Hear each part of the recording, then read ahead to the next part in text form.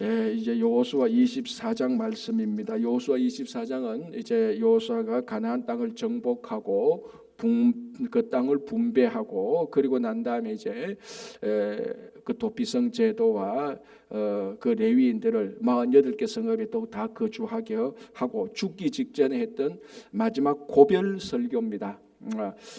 우리가 지난 토요일 날 좀 살펴봤지만 23장 후반부에 있는 설교 형식의 내용은 그건 이제 지도자들을 위한 권면이었다고 말하면은 24장은 이스라엘 온 백성을 위해서 온 백성에게 주는 고별 설교. 이제 특별히 24장 15절 만일 여호와를 섬기는 것이 너희에게 좋지 않게 보이거든. 이 구절은 아주 유명한 구절이죠.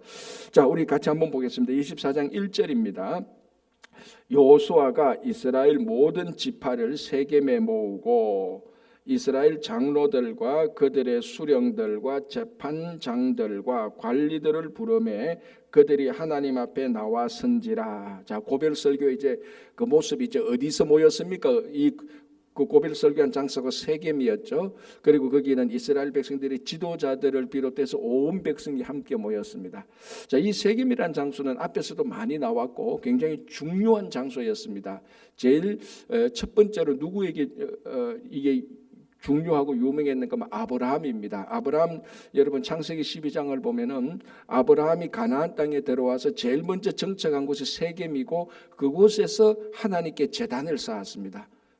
그리고 하나님께서 쌓은 그 제단의 땅을 너에게 주리라고 약속했던 장소거든요. 그러니까 이 세겜은 아브라함에게 있어서 아브라함 하나님께서 인도에서 하나님의 약속의 땅에 들어오게 한 첫 번째 장소에서 하나님께 제단을 드린 굉장히 중요한 장소고 약속의 장소에 그런 상징이 있습니다. 그래서 오늘 또 이 세겜에 이제 다 모여서 하나님의 언약궤가 실로에 있다가 세겜으로 넘어왔지 않습니까? 그래서 이곳에서 모여서 하나님의 약속을 다시 한번 갱신하는 것하고 마찬가지인데요. 이게 또 왜 중요한가 하면요. 24장 32절을 한번 보시기 바랍니다. 이렇게 되어 있습니다. 또 이스라엘의 자손이 애굽에서 가져온 요셉의 뼈를 세겜에 장사하였으니, 이 중요하죠. 이스라엘 백성들이 가나안에서 애굽으로 내려가지 않습니까? 그 애굽으로 내려가게 된 중요한 계기가 요셉 때문이었습니다. 요셉이 애굽에 가서 총리가 되고 총리가 되어서 기근 때 자기 가족들을 다 애굽에 다 불러들였고, 그리고 이제 그 요셉이 죽을 때 요셉의 유언이 뭐였습니까? 나중에 하나님께서 다시 약속의 땅으로 우리를 인도해 주실 터인데 그때 내 뼈를 가지고 약속의 땅으로 가져가 달라. 그게 요셉의 유언이었는데 그게 이제 이루어지는 겁니다. 이때. 그러니까 이게 여러분 보십시오. 요셉이 죽고 난 다음에 이 여호수아까지 이 몇백 년이 흘렀지 않습니까? 그죠? 자, 요셉이 죽었을 때 최소한 이게 한 450년은 흘렀습니다. 이스라엘 백성들이 내려갔을 그 요셉으로 내려갔을 때부터 400년간 종살이하고 가나안 그 광야 생활 40년 하고 또 여기 와서 뭐 정복하고 정착하고 하다 보면 약 한 450년이 흘렀거든요. 그러니까 요셉의 유언이 450년이 흐른 다음에 그 유언이 이루어지는 겁니다. 제가 종종 말씀드리는 것이 하나님과 우리와의 관계에서 이 신앙생활에 하나님께 주신 약속, 이런 약속들이 우리들은 너무 조급하여서 뭐 몇 개월 이내에 아니면 뭐 몇 주 내에 이루어져야 되는 것을 우리는 늘 그런 조급한 기대감을 가지고 있습니다. 그러나 하나님의 약속은, 하나님과 우리에게 이루어진 이 신앙의 약속은요, 우리 당대에 이루어지지 않고 그 다음 당대에도 이루어지는 것들이 굉장히 많습니다. 그걸 우리들은 넓은 정말 그 신앙의 관점에서 우리가 볼 줄 알아야 되는 겁니다.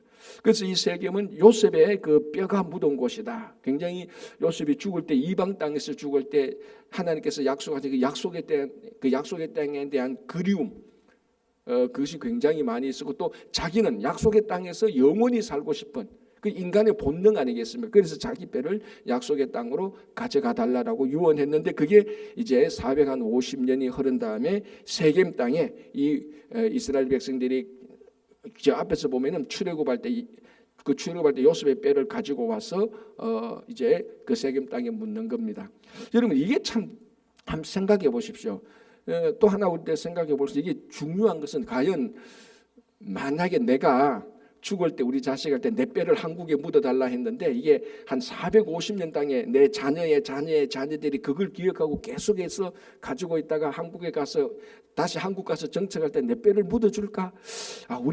내 자녀의 자녀들이 그것을 쭉 기억하고 한 450년 정도 약 400년에서 500년이 걸쳤다는 400년에서 500년 이후에 그 일을 이루어질까? 그런 생각을 할 때 좀 캐스천이 생깁니다. 어느 한 자녀들이 그 연결고리를 끊어버리지 않을까? 그런데 이스라엘 자손들한테는 이게 인류 역사 가운데 이스라엘 자손들이 가장 잘하는 것이 있습니다. 그게 뭔가 하면요, 자기 자녀들에게 구전으로 전성해 주는 겁니다. 말로 전성하는 겁니다. 그래서 그게 어디에서 나타나는가 하면 이 신앙생활에 나타나지 않습니까? 그래서 자기들이 겪었던 하나님을, 자, 처음부터 성경책이 있었던 건 아니잖아요. 이스라엘 백성들이 처음부터 성경책은 없었습니다. 그냥 자기들이 겪었던 하나님, 그 하나님을 자녀한테 말해주고 자녀가 그 자녀한테 말해주고 그게 쭉 내려오면서 이제 모세 때에는 그 모세가 자기 어머니에게 들었던 성경 이야기, 그걸 기록한 것이 뭡니까? 또 이게 또 모세오경이고 그 창세기고, 그리고 또 모세가 경험했던 것을 자기가 기록하고, 그러니까 한 세대가 그 다음 세대에 말로 전해주는 탁월한 능력과 탁월한 기술과 탁월한 전통이 이스라엘 백성들한테 있었습니다. 이것이 신앙의 유산을 물려주는 것이었죠. 그래서 이 야곱의 유언도 그런 그 전성, 그런 흐름 속에서 400년에서 500년 사이에 계속 쭉 이어져 오는 겁니다. 이런 이제 말로 전성하는 이런 큰 장점이 바로 신앙을 전수해 줄 수 있다는 것입니다. 물론 요즘은 우리는 뭐 언어나 뭐 이제 뭐 인터넷 같은 게 많기 때문에 전수해 줄 방법은 우리는 수두룩합니다. 옛날에는 자기들의 신앙을 전수해 줄 수 없는 방법이 거의 유일한 게 말로 전수하는 거죠. 또 하나 있다면은 우리가 앞에서 보는 것처럼 제단을 쌓아서 기념비를 쌓아서 전수하는 방법이 있습니다. 그러나 뭐 기념비를 쌓아서 전수하는 것은 굉장히 제한적이죠. 굉장히 한계적인데 말로 전수하는 것은 자기가 겪었던 것을 일일이 꼬치꼬치 다 얘기해 줄 수 있는 것입니다. 그게 신앙의 전수인데 더 중요한 것은 내가 전수해 줄 수 있는 신앙의 경험이 얼마나 많으냐 하는 게 이게 더 중요한 거죠. 그 콘텐츠가 있어야 뭐 전해줄 것 아닙니까? 뭐 전해주는 기술은 있어도 전해줄 내용이 없는데, 내가 경험했던 하나님이 없는데, 내가 경험한 하나님의 은혜가 없는데 기술만 좋다고 해서 전해줄 수는 없지 않습니까? 그 둘 다가 있어야 되는 거다. 내가 경험한 하나님의 은혜가 있어야 되고, 내가 경험한 그 하나님에 대한 감동과 그 하나님에 대한 찬양과 감사가 있어야 이 콘텐츠를 그 다음 세대에 전해주는 겁니다. 그래서 계속해서 이스라엘 백성들의 신앙이 이어져 온 겁니다. 그 흐름이 바로 이제 그 요셉의 유언도 이어지는 것을 우리가 볼 수 있습니다. 자, 2절, 여호수아가 모든 백성에게 이르되 이스라엘의 하나님 여호와께서 이같이 말씀하시기를 옛적에 너희 조상들 곧 아브라함의 아버지 나홀의 아버지 데라가 강 저쪽에 거주하여 다른 신들을 섬겼으나 내가 너희의 조상 아브라함을 강 저쪽에서 이끌어내요. 자, 이제 이거 여호수아가 설교하는 이 내용도 제가 방금 말씀드린 것처럼 이 설교 내용이 오늘날 우리들에게 고스란히, 여러분 이게 벌써부터 수천 년 전 얘기인데, 수천 년 전 얘기 여호수아 얘기를 우리가 이렇게 들을 수 있었던 것은 방금 말씀드린 것처럼 잘 전성이 되었기 때문입니다. 그때 여호수아가 무슨 설교를 했는지 지금 우리가 듣고 있단 말이죠. 이 참 신기하지 않습니까? 그죠? 그렇게 하나님께서 신앙을 우리들한테 전해 주었는데, 이제 우리가 그 내용을 들어보니 여호수아가 하는 말이 첫 번째로 누구를 언급하는가 하면은 아브라함을 언급하고 있습니다. 자기 신앙의 조상으로 아브라함을 언급하는데, 여기서 여호와께서 아브라함을 신앙의 조상으로 언급하는 중요한 이유가 있습니다. 자, 우리가 아브라함에게 대해서 여러 측면에서 바라볼 수 있지 않습니까? 그죠? 어떤 사람은 뭐 아브라함은 막벨라 굴에 그 해족성한테 은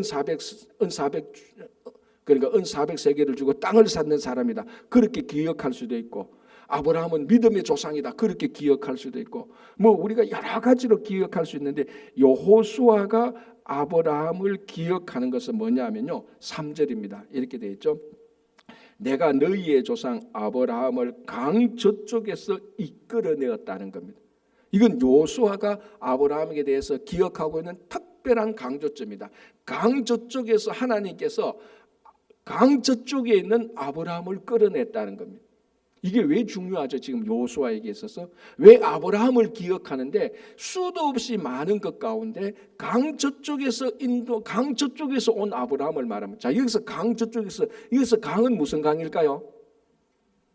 이 요단강이 아닙니다. 이게 바벨론 땅 갈대우리에 있던 메소포타미아 유브라테스 강, 그 강을 말하는 겁니다.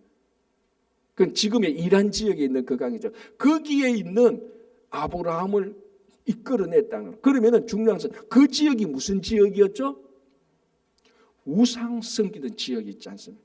그래서 유대인의 전성에 의하면은 아브라함의 집안이 뭐 하던 집안이었다고요? 우상을 만드는 집안이었습니다. 우상을 섬기는 정도가 아니고 우상의 형상을 만들어가 파는 집안이었어요.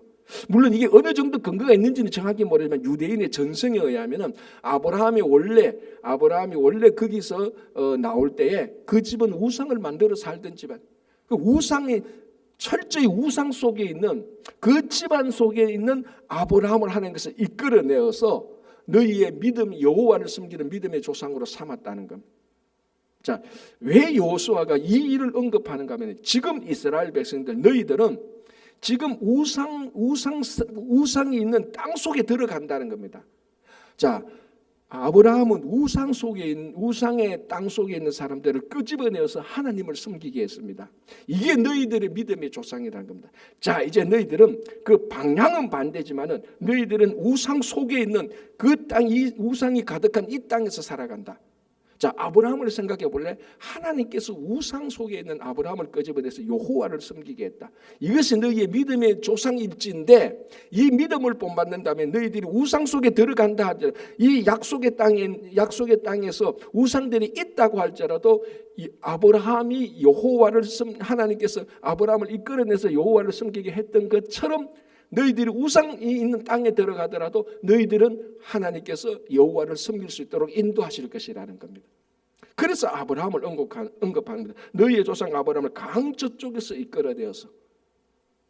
그리고 이스라엘 백성들이 강을 건너서 왔지 않습니까? 지금 세겜은 요단강을 건너서 왔는데 물론 강은 다르죠. 아브라함을 이끌어낸 강은 유프라테스 강이었지만은 이스라엘 백성들이 강을 건너서 하나님의 약속의 땅은 요단강입니다. 강은 다르지만 강이라는 의미는 똑같은 거죠. 지금 세겜은 요단강을 건너와서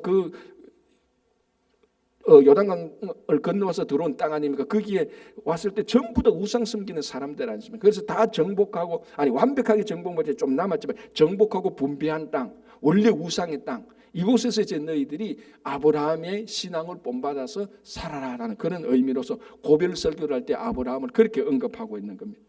자, 3절 내가 너희의 조상 아브라함을 강 저쪽에서 이끌어내어 가나안 땅 온 땅에 두루 행하게 하고. 자, 이렇게 본다면은 우리가 뭐 미국이 우상의 땅이다 그렇게는 보지 않지만은 하나님께서 아브라함을 저쪽에서 강을 건너서 강 저쪽에서 이끌어내어서 이곳에 와서 믿음을 여호와를 잘 섬기게 한 것이라면은 자, 우리 이민자들은 뭡니까? 강이 아니고 태평양을 건너서 태평양 저쪽에 있는 우리들을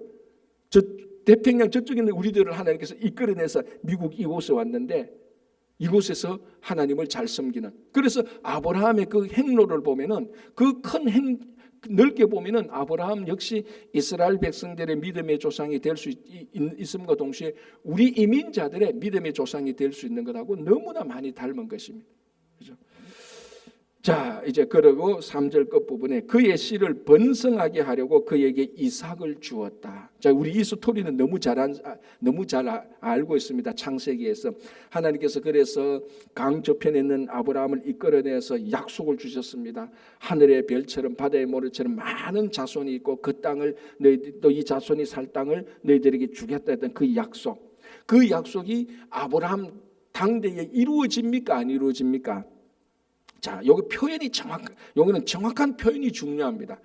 하나님의 약속이 아브라함 당대에 완성되지는 않지만은 약속이 이루어지기 시작하죠. 이거는 다릅니다. 약속이 이루어졌느냐 안 이루어졌냐에 따라서 이거는 이렇게 요거는 표현이 중요한 이유가 아브라함에게 있어서 하나님의 약속이 완성으로 끝나지는 않았지만은 하나님의 약속이 아브라함에게 이루어지기 시작하고 있었습니다. 그게 자녀에 대한 약속이 뭐였습니까? 이삭 한 명이었고, 땅에 대한 약속이 뭐였습니까? 막벨라 굴에 은 400세겔을 주고 그 땅이 실제로 아브라함 소유의 땅을 마련한 겁니다. 그러니까 하늘의 별처럼 바다의 모래처럼에 비하면은 비교할 수 없을 정도의 이삭 한 명이었고, 이 사람들이 살 땅에 비교하면은 비교할 수 없는 그 사라의 매장지 하나였지만은 요것에서부터 하나님의 약속은 시작되었다는 겁니다. 그래서 세월이 흐른 후에 하나님의 시작된 약속이 나중에 다 이루어지는 것이죠. 그래서 여러분, 하나님의 약속은 시작이 미미하다 할지라도 그 미미한 시작 안에 담겨진 하나님의 약속은 반드시 이루어지는 것입니다. 중요한 건 뭐냐? 우리 당대에 약속이 이루어졌다 안 이루어졌다 이것도 중요하지만 진짜 중요한 것은 하나님께서 우리에게 주신 약속이 내 당대에부터 시작되었다는 것은 굉장히 중요한 겁니다. 그래서 보시면 이삭 한 명을 주셨거든요. 우리가 뭐 창세기 때 살펴봤지만 이삭 한 명 가지고 무슨 약속을 이루겠습니까? 하늘의 별처럼 바다의 모래처럼. 사람은 그렇게 생각할 수 있겠지만 하나님의 약속은 씨앗 하나만 딱 심겨지면은 그것은 우리가 뭡니까 그 씨앗 비유가 하나님 나라에 대한 그 비유가 그 씨앗 비유처럼 이루어지는 그렇게 이루어지는 겁니다. 그래서 하나님께서 우리에게 주신 약속이 지금 우리가 하나님을 섬기는 행위, 기도하는 행위, 말씀을 보는 행위, 예배를 드리는 행위 여기서부터 이미 시작되기 시작했다는 것입니다. 그것은 너무너무 중요한 거죠. 그래서 내가 기도해도 하나님의 약속이 이루어지지 않는구나. 절대로 낙담할 필요가 없습니다. 기도하는 행위 그 자체에서부터 하나님의 약속은 이미 시작이 되었다는 것입니다. 그래서 보십시오. 그 씨를 번성하게 하려고 그에게 이삭을 주었다. 그러니까 우리 당대에 있는 하나님께서 이삭 한 명은 다 주는 겁니다. 다 있어요. 이게 적으니까 이걸 우리가 무시하기도 하고 우리가 안 보이기도 하고 믿음이 없으니까 못 보기도 하고 그런 거죠. 자, 그리고 4절 보겠습니다.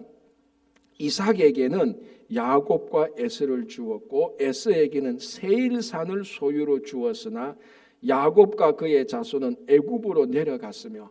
자, 아브라함에게 준 약속이 두 가지였지 않습니까? 자손과 땅에 대한 약속인데 자손에 대한 약속은 이삭 한 명을 주었다라고 말하고 4절에서는 땅에 대한 약속인데 이삭에게 두 아들 야곱과 에서가 있는데 에서는 이미 그 땅에서 세일이라는 세일산을 약속의 땅으로 받았습니다. 이렇게 보면은 야곱보다 이삭의 아들 야곱보다 에서가 더 약속의 아들 같아요. 이미 에서는 세일산을 땅으로 받았으니까. 그런데 야곱의 자손은 뭡니까? 땅을 받지 못하고 애굽으로 내려가 버린 이방 땅의 나그네가 되어버렸다는 것. 한번 생각해 보십시오, 여러분. 하나님께서 땅에 대한 약속을 주셨는데 에서는 이미 그 가나안 땅에서 세일산이라는 땅을 약속을 받았습니다. 그런데 야곱의 자손은 이방의 나그네가 돼서 애굽으로 내려가 버렸습니다. 그 당대만 본다면은 누가 약속을 받은 사람으로 보입니까? 에스가 약속을 받은 사람으로 보인단 말이죠. 아니 실제로 그 안에서 세일산을 받았으니까. 그러나 늘 말씀드리지만 하나님의 약속이 그 당대만 보면 되지 않는다는 겁니다. 그런데 야곱의 자손은 70명이 그 요셉 때문에 애굽으로 내려가서 거기서 다 떠들고 다니는데 이게 400년이 지나서 야곱의 자손이 다 지금 와서 가나안 땅에 와서 지금 살게 되었다. 그거 지금 얘기하는 거 아닙니까? 그죠? 그래서 3절에서는 자녀에 대한 약속 이삭 한 명을 말하고 4절에서는 땅에 대한 약속을 말하는데 아예 그 당대는 땅도 없었어. 땅도 없는 정도가 아니고 그게 머물러야 땅을 차지하는데 머무는 게 아니고 오히려 이방으로 가버렸어. 이게 무슨 땅을 차지할 것이냐인데 나중에 보니까 그것이 하나님의 약속이 세월이 흐르면서 빙 둘러서 어마어마한 자손들을 데리고 그 땅을 차지하는 겁니다. 그래서 이거는 제 혼자 생각인데 이거는 여러분이 안 받아들여도 괜찮은데 우리가 이걸 우리 개인적인 삶에 적용한다면 우리가 지금 조국을 다 떠나왔는데 나중에 보면 우리 자녀들이 다 조국에 가서 신앙생활 다 하고 있을 수도 있단 말이죠. 굳이 패턴으로 말하자면 그렇다는 겁니다. 지금 야곱의 자손이 그랬다는 거죠. 그래서 애굽으로 내려가서 그 가나안 땅에 땅 한 평 없어도 그 안에 담겨진 하나님의 약속의 씨앗이 살아있는 한 그것은 이루어지는 것입니다. 그렇죠? 자, 이렇게 해서 이제 창세기 얘기가 끝나는 거죠, 그렇죠? 그 다음에 출애굽 얘기를 합니다. 자, 지금 여호수아의 고별 설교가 뭐냐면은 설교의 핵심 내용은 13절까지 나오거든요. 13절까지 뭐냐면은 아브라함 때부터 지금 여호수아 때까지 하나님께서 인도하신 역사의 신앙의 역사를 지금 설명하고 있는 겁니다. 신앙의 역사를 지금 증거하고 있는 겁니다. 그래서 어디서부터 시작했냐? 아브라함부터 시작했거든요. 이삭 얘기했죠. 야곱 얘기했죠. 이제 뭡니까? 출애굽 얘기하지 않습니까? 그게 5절에 내가 모세와 아론을 보내었고 또 애굽의 재앙을 내렸다라고. 자, 이제 하나님께서 드디어 약속과 하나님의 약속, 땅과 그 자녀에 대한 약속을 이루기 위한 중요한 사람을 보냅니다. 그게 모세와 아론이죠. 그래서 모세와 아론을 해서 그 애굽 땅에서 이제 하나님께서 건져내어 가지고 모세가 나올 때 이미 자녀에 대한 약속은 뭐 하늘의 별처럼 바다의 모래처럼 그 광야 200만 명이 있었으니까 그렇게 보이고 나중에 가나안 땅을 들어와서 여호수아를 통해서 정복하는 그 스토리가 지금까지 있은 것을 요약 정리하는 겁니다. 자, 여기서 중요한 표현이 뭔가 하면은 하나님이 모세와 아론을 보냈다는 겁니다. 자, 우리가 이미 앞에서 다 알다시피 모세와 아론이 어느 날 쫙 하다가 엄청난 그 비전을 엄청난 야망을 가졌습니다. 아, 우리 백성이 너무 고생하는구나. 내가 보니까 히브리 족속이구나. 내가 이 히브리 족속이지만 내가 애굽의 궁정에서 왕자 수업을 받아서 내게 능력이 있고 지도력이 있구나. 아, 막 의기붕천해서 정의감으로 내가 내 민족을 너무 사랑하니까 내가 내 민족을 구해야 되겠다. 그래서 이 우리 뭡니까 역사나 이런 데 보면 영웅서사시처럼 내가 이 민족을 구해야 되겠다고 정의로 일어선 사람이 아니라는 겁니다. 여러분, 하나님의 사람은요, 성경 전체를 통해서는 하나님의 사람은 반드시 하나님이 보낸 사람입니다. 내 정의감과 내 능력으로 내가 막 일으켜서 이 나라를 구해야 되겠다. 그렇게 해서 하나님의 나라를 이룬 사람은 하나도 없습니다. 왜냐하면 그게 전부 다 하나님 나라의 비전이 아니고 자기 정의감의 뭡니까? 자기 정의감의 자기 야망이에요. 세상 사람들은 그런 사람을 영웅이라고 부릅니다. 가난한 사람들을 보아서 막 정의감이 생기고 긍휼감이 생겨가지고 내가 이 가난을 해결해야겠다 일어서서 막 경제 정의도 실천하고 나라도 구하고 세상에는 그런 사람들이 다 국가의 영웅이고 다 영웅이고 다 기념비들이 있어요. 근데 성경의 영웅들은 절대로 그렇지 않습니다. 반드시 하나님이 보낸 사람이어야 됩니다. 그래서 왜 이게 하나님이 보낸 사람이어야 되는가 하면은 하나님이 보낸 사람이어야 이 사람들이 세상에서 하나님의 일을 하게 되는 겁니다. 자기 분연히 의와 정의로 일어났다면요, 그거 다 자기 일 하는 거예요. 그것이 정의로 나타났던 평화로 나타났던 그 안에 본질은 결국 자기 의가 있고 자기 업적이 있고 자기 성취감이 있는 것입니다. 그래서 자기 나라가 되고 자기 백성이 되는 거고 자기 거가 되고 자기 땅이 되는 거예요. 내 야망과 내 비전으로 이걸 이루었으니까. 그러나 성경은 인물은 항상 하나님이 보낸 사람이어야 되고 그래서 그 일은 하나님의 일이어야 되고 그 백성은 하나님의 백성이어야 되고 그 사역은 하나님의 사역이 되고 그래서 모든 영광이 하나님께 올라가야 되는 겁니다. 이게 어떻게 보면 우리가 사역하는 데 있어서도 제일 중요한 거죠. 그래서 그 사역에서도 미련 없이 떠날 수가 있습니다. 왜? 하나님의 일이니까. 그래서 여기 보면 모세와 아론을 보내고 그 다음에 누굴 보냅니까? 여호수아를 보내고 그 다음에는 이제 우리가 다음 주에 내일 모레부터 보겠지만 사사 시대에 보면은 나라가 어려울 때 하나님께서 사사를 보내는 겁니다. 그리고 하나님께서 사울을 왕으로 세우고 그리고 다윗을 왕으로 세우고 전부 다 하나님께서 세우신 사람들이 하나님의 일을 하는 겁니다. 안 그러면 다 자기 일 하는 거죠. 다 자기 일 하는 거예요. 자, 이게 오늘날 우리 성도들이 주님의 일을 섬기는 것하고 하나 다르지 않습니다. 나중에 하나님 나라 올라가면 그거 다 판단될 겁니다. 지금 보면은 우리가 잘 몰라요. 저 사람이 자기 일 하는지 하나님 일 하는지 겉으로 봐서는 전혀 모릅니다. 그러나 그 본질에 있어서 하나님께서 세우신 사람은 하나님의 일을 하고 자기가 자기 하는 것은 자기 일을 하는 겁니다. 근데 얼핏 보면은 좀 표가 날 때가 있어요. 아, 저건 분명히 열심히 하는데 저거 다 자기 일이구나. 아, 이분은 진짜로 자기 일이 아니고 하나님 일을 하는구나. 우리가 전혀 모르는 바는 아닙니다. 보면은 보일 때가 있지만 본질상에 있어서 모를 때도 있다는 겁니다. 그리고 보일 때 보면 저 열심히 해도 저 전부 다 자기 일이야. 그럴 때가 있단 말이죠. 그건 하나님이 보낸 사람이 아니죠. 그래서 오늘 보면 5절에 보면은 내가 모세와 아론을 보내었고 라고 말합니다. 그래서 모세와 아론이 하는 일에 대해서 백성들이 어게인스트 할 때 누가 백성들을 징계합니까? 하나님이 징계하는 거죠. 왜? 내가 이 사람을 보내서 하나님의 일을 하는데 이스라엘 백성들이 모세와 아론에 대해서 대항할 때 이거는 모세와 아론에 대항하는 것이 아니고 하나님에게 대항하는 것이라고 해서 그때 일마다 우리가 그래서 출애굽기 민수기에 얼마나 많이 봤습니까? 그때마다 하나님께서 땅을 갈라지게 하든지 하늘에 불을 내리게 하든지 왜 하나님께서 이렇게 하시느냐? 그 결국은 하나님이 보낸 사람, 하나님의 일을 방해하는 사람이기 때문에 그랬다는 거예요. 자, 그래서 그 다음에 나죠. 또 애굽에 재앙을 내렸나니 하나님께서 사람도 보내고 하나님이 일을 하기 위해서 하나님께서 재앙을 보내는 거죠. 그래서 5절에 곧 내가 그들 가운데 행한 것과 그 위에 너희를 인도하여 내었노라. 자, 보십시오. 5절 끝부분에 그 위에 너희를 인도하여 내었노라. 6절에 내가 너희의 조상들을 애굽에서 인도하여 내어. 8절 내가 또 너희를 인도하여. 주체가 누굽니까? 하나님이라. 지금 요수아는 자기가 자기가 출애굽부터 광야 생활부터 땅 정복하고 분배하는 것에서 이것을 확실히 느꼈습니다. 이 모든 것들이 하나님께서 인도해서 이루어진 일이구나. 그걸 지금 요수아가 이스라엘 백성들한테 3번이나 강조합니다. 우리가 이까지 왔는 것은 모세가 잘했고 요수아가 잘한 것이 아니고 하나님께서 하신 것이라는 거죠. 그래서 너희들이 가나안 땅에 들어가서 살 때도 하나님의 인도하심을 받아라라는 메시지가 들어가 있는 거예요. 오늘날 특히 우리 이민자들에게는 우리가 상황이 100% 일치하는 건 아니지만 큰 흐름은 똑같습니다.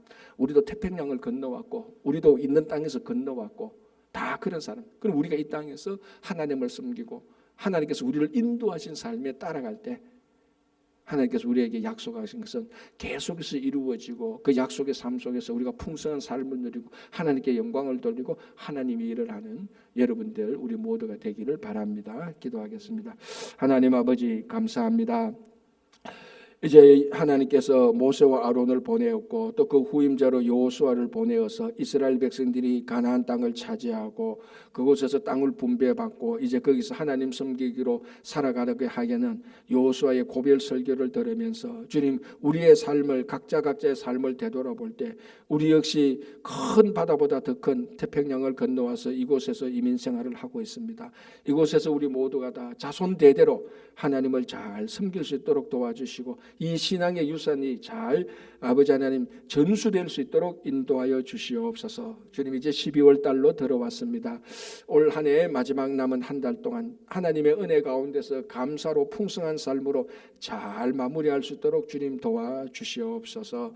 또한 교회가 준비하고 있는 말씀 나눔 반도 주님께서 함께해 주시고 또 시무장로 2분을 공천 중에 있습니다. 주님께서 꼭 이 시대에 필요한 또 시무장로 2사람을 또 하나님께서 선출해 주셔서 주님의 몸된 교회를 잘 섬기게 하여 주시고 우리가 가정마다 자녀마다 일터마다 주님께서 복되게 하시고 특별히 몸이 연약하신 분들 심령이 연약하신 분들에게 영육간의 강건함을 허락하여 주시고 오늘도 이 시간에 우리가 올려드리는 모든 기도에 다 응답해 주실 줄 믿으며 감사하며 예수님 이름으로 기도합니다. 아멘.